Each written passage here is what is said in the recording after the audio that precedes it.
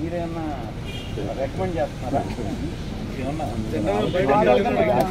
మీరు బీజేపీలో చేరుతున్న ప్రచారం ఉంది సార్. మీకు గవర్నర్ ఇస్తాను బ్రాకెట్ కూడా హిందీ అనే ప్రచారం చూడండి. నేనేం చెప్పాను? నేను వ్యవసాయం చేసుకుంటానని చెప్పాను. వ్యవసాయం చేసుకుంటాను. దాని మీద కూడా మీరు పత్రిక వాళ్ళు చాలా కామెంట్స్ చేసినారు. ఈ వ్యవసాయదారుడు ఏంటయ్యా ప్యాంట్ వేసుకొని ఇన్షర్ట్ చేసుకొని ఏం వ్యవసాయం చేస్తాడని అన్నారు.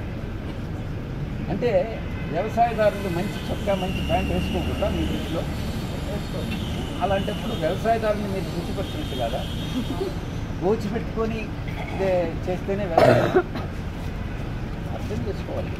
మనోభావాలను దెబ్బతింటుంది. వ్యవసాయం అని అంటే వ్యవసాయం. నేను నిజంగా కూడా అదే చేసుకుంటున్నాను.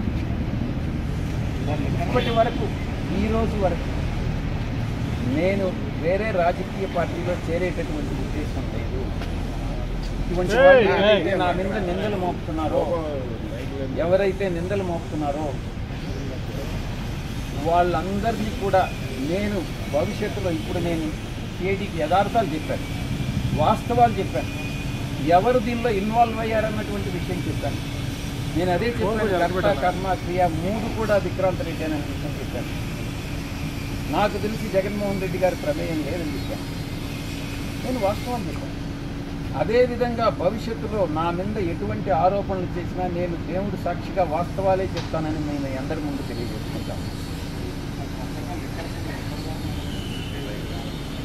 ఇది మరి కొన్ని పెద్దగా చెప్పాను. లిక్కర్ స్కామ్ మీద సిట్ వేశారు. లిక్కర్ స్కామ్ మీద నేను గతంలో కూడా చెప్పాను. లిక్కర్ స్కామ్లో పాత్రధారి సూత్రధారి కర్త కర్మ క్రియ అన్నీ కూడా కసిరెడ్డి రాజశేఖర రెడ్డిను అన్నటువంటి విషయాన్ని చాలా స్పష్టంగా చెప్పాను. మరిన్ని వివరాలు భవిష్యత్తులో నేను చెప్పాల్సి వస్తే చెప్తాను. కానీ ఇప్పుడు అంటే ఇంతకాలంలో ఎప్పుడు ఈ సబ్జెక్టులో మాట్లాడని సాయిరెడ్డి గారు ఇప్పుడు సడన్గా పాత విషయాలు కూడా తెర మీదకి చెప్పే ప్రయత్నం చేస్తారు. దానివల్ల మీకు ఏమైనా ఇబ్బంది కలగదా? అంటే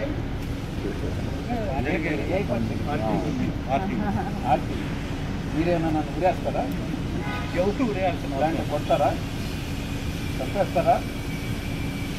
చెప్పండి. ఆర్టీ రవిప్రకాష్ కదా, రవిప్రకాష్ ఏమన్నా ఉరేసేస్తాడా? ఎవరినైనా ఎందుకు వేస్తారు? అయితే భయం ఎందుకు? భయము అనేటటువంటిది ఈ బ్లడ్లోనే లేదు. భక్తి అనేదే ఉండింది, ఇప్పుడు కూడా ఉంది. భక్తి ఇంతకుముందు నాయకుడి మీద ఉండింది, ప్రేమ ఉండింది. కానీ ఇప్పుడు ఉన్న దేవుడి మీదనే ఉంది, వెంకటేశ్వర స్వామి. ఎందుకనంటే మనసు అన్ని కష్టాలకి ఓర్చుకొని నాకు ఎన్ని పదవులు ఇచ్చాడు, నేను కాదమ్మా. కానీ అవమానాలు, నేను పడ్డ కష్టాలు అన్నీ కూడా ఒక్కసారి తలుచుకుంటే మనసు విరిగిపోయే బయట. So many years you are both are together కదా. చాలా కష్టాల్లో ఉన్నప్పుడు మీరు దగ్గరుండి చాలా అన్నీ చూసినారు, అంటే అంత తెలుసు. కానీ ఇప్పుడు ఏదో చిన్న ఇష్యూలతో మనసు విరిగిపోయిందని జీవిత భాగస్వాములే విడాకులు తీసుకుని వెళ్ళిపోతున్నారు. మీ సంగతి ఏదో నాకు తెలియదు. ఇంకా నేను ఇన్ని తరాలుగా ఉండింది, కాస్త 3 తరాలుగా ఉన్నారు కాదన్నదా. కానీ ఆత్మ గౌరవం, ఆత్మవిశ్వాసం. నేను ప్రలోభాలకు లొంగల. మా నాయకుడు నన్ను ప్రలోభాలకు లొంగావన్నాడు. నేను భయపడ్డానన్నాడు, నేను భయపడలా. ఇంకోటి ప్రలోభం, భయం, విశ్వసనీయత కోల్పోయానన్నాడు. విశ్వసనీయత కోల్పోలే. ఆ 3 యథాతిథిగా అప్పుడు ఎట్లున్నాయో ఇప్పుడు అలాగే ఉంటాయి. మా నాయకుల్లోనే మార్పు. Thank you. మీరేమో చెప్పాల్సింది మీకున్న ఫ్యాక్ట్స్ అన్ని క్లియర్గా చెప్పారు. సో ఇంతటితో అయిపోద్ది అనుకుంటున్నారా? ఫర్దర్గా కొంత ఇక్కడితో ఆగినా ఇక్కడితో ఆగకపోయినా నాకు వచ్చే నష్టం ఏం లేదు. నేను ఒక్కటే చెప్తా, వీళ్ళందరూ ఇవన్నీ చెప్తున్నారు కదా, కాల్ రికార్డ్ చేయండి. నేను కేవీ రావుతో మాట్లాడినట్టు ప్రూవ్ చేయండి. లేదా కేవీ రావు నాతో మాట్లాడినట్టు ప్రూవ్ చేయండి. నేను ప్రజా దర్బారు పెట్టేటప్పుడు ఎవరు వచ్చి ఉద్యోగాలు అడిగినా ఏది అడిగినా కూడా నేరుగా ఫోన్ చేసేవాడిని, కానీ అంతకు మించి ఏ యొక్క ప్రతిఫలం ఎవరి దగ్గర ఆశించలేదు, ఆశించేవాడిని కూడా కాదు. సాయిరెడ్డి గారికి జగన్తో ఉన్న రిలేషనే ఈరోజు సాయిరెడ్డికి ఇబ్బందులు గురవుతుందని అనుకోవచ్చు. కొంతమంది దానికి మా పార్టీలో, అంటే మా గత పార్టీ, నేను ఏ పార్టీలో నుంచి అయితే నేను రిజైన్ చేశానో ఆ పార్టీలో ద్వితీయ శ్రేణి నాయకులు ఎవరైతే ఉన్నారో వాళ్ళు నాకు మా నాయకుడికి మధ్యన అభిప్రాయ భేదాలను సృష్టించి జగన్మోహన్ రెడ్డి గారి మనసుని విరిచేటటువంటి ప్రయత్నం చేసి వాళ్ళు విజయం సాధించారు. 3.5 సంవత్సరం పాటు అవమానాలకు పాలై నేను దిగినటువంటి ప్రతి మెట్టు కూడా కొంతమంది పైకెక్కడం జరిగింది, వాళ్ళు పైకెక్కేదానికి ఉపయోగపడడం జరిగింది. దీంట్లో చాలామంది పాత్రదారులు సూత్రధారులు ఉన్నారు.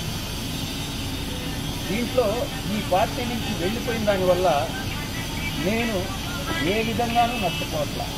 చిత్తశుద్ధితో ఈ పార్టీలో నేను ఉన్నంతకాలం నేను పనిచేశాను, మనస్ఫూర్తిగా పనిచేశాను. ఇప్పుడు కూడా పార్టీ నుంచి వచ్చిన తర్వాత జగన్మోహన్ రెడ్డి బాగుండాలనే కోరుకుంటున్నాను.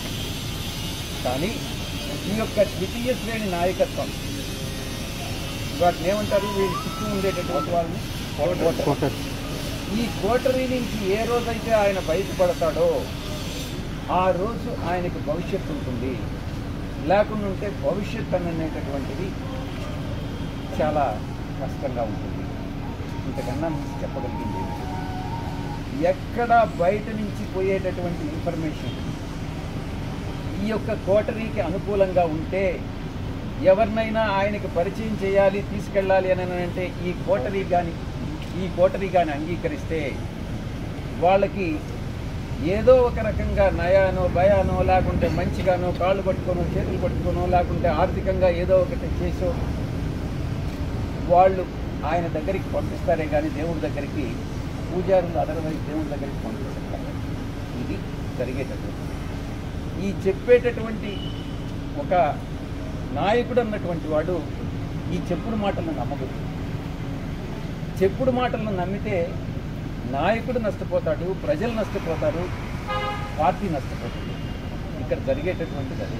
వైసీపీ పార్టీలో పూజారుల హవా నడుస్తుంది, ఏకీభవిస్తారన్నా? తప్పకుండా ఏకీభవించకుండా ఉండేదానికి ఏముంది దాంట్లో? ఈ కోటరీ వల్లనే నేను ఆయనకి దూరం అయ్యాను. నేను ఇంకోటి, ఆయన జగన్మోహన్ రెడ్డి గారితో నేను మాట్లాడినప్పుడు నేను చాలా స్పష్టంగా చెప్పాను, సార్ మీ మనసులో నాకు స్థానం లేదు, నా మనసు విరిగిపోయింది. మీ మనసులో స్థానం లేనప్పుడు ఈ పార్టీలో కొనసాగాల్సినటువంటి అవసరం నాకు లేదు. కాబట్టే నేను ఈ పార్టీ వదిలి వెళ్ళిపోతున్నాను. మీ చుట్టూ ఉండే వాళ్ళ చెప్పుడు మాటలు విని మీరు తప్పుదోవ పట్టద్దు. మీకు ఎవరు నిజాలు చెప్తున్నారు, ఎవరు అబద్ధాలు చెప్తున్నారు అన్నటువంటిది మీరు పూర్తిగా అర్థం చేసుకోండి. అర్థం చేసుకొని మీరు నిర్ణయాలు తీసుకోండి. అప్పుడు మీరు ప్రజలకు ఉపయోగపడతారు. మీరు నాయకులు, అధినాయకులు, ముఖ్యమంత్రిగా 5 సంవత్సరాలు పనిచేసినటువంటి అనుభవం ఉంది. భవిష్యత్తులో కూడా మీరు ఇంకా ప్రజలకు సేవ చేయాలి. కాబట్టి ఈ చుట్టూ ఉండేటటువంటి వాళ్ళ మాటలు వినవద్దు అని నేను ఫోన్లో మాట్లాడినప్పుడు లండన్కి నేను చాలా స్పష్టంగా చెప్తాను. నా మనసు విరిగిపోయింది కాబట్టే నేను పార్టీ నుంచి బయటకు వచ్చాను. కానీ మిమ్మల్ని రాజకీయాలను ప్రయత్నం చేశారా? ఏమన్నా చేశారు. జగన్ గారే ఉండమంది. కానీ విరిగిన మనసు అతకదు కాబట్టి నేను పార్టీ నుంచి వెళ్ళిపోయాను. తిరిగి ఆ పార్టీలో, వైఎస్ఆర్ కాంగ్రెస్ పార్టీలో చేరేటటువంటి ఉద్దేశం నాకు లేదు. గర్వాపసి అన్నటువంటిది అప్లై కాదు, నా మనసులో లేదు.